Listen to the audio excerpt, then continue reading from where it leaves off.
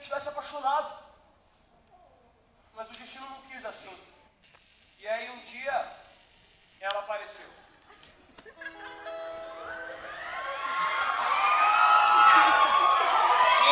anos mais velha do que eu. Ela era bem gostosa e se amarrou no meu jeitinho carente. Ai, que fofo!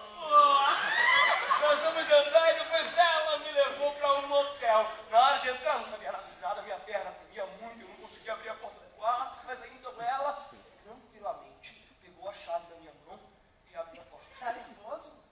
Fofo. Ai, uma cama de almofadas! Se eu tava nervoso, me pergunta. É óbvio que eu tava nervoso. E ela ficava ali tirando a meia, olhando daquele jeito sensual. Ela olhava pra mim e eu olhava pra ela. Ela olhava Você pra não mim. vai tirar a sua roupa? Idiota, eu tinha que tirar a roupa. Eu tentei ser sensual. E fui. Fui tão sensual quanto uma cutia manga. Na hora de tirar a camisa, eu me enrolei na minha própria bola. Na hora de tirar a calça, eu tropecei na bainha e de repente lá estava eu, peladão e de meia na cama com aquele mulheraço. Você tem camisinha?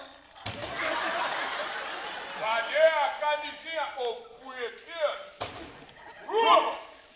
Não, eu não tinha camisinha. Eu nunca tinha colocado uma camisinha. Mas aí ela, tranquilamente, pegou uma camisinha da bolsa e colocou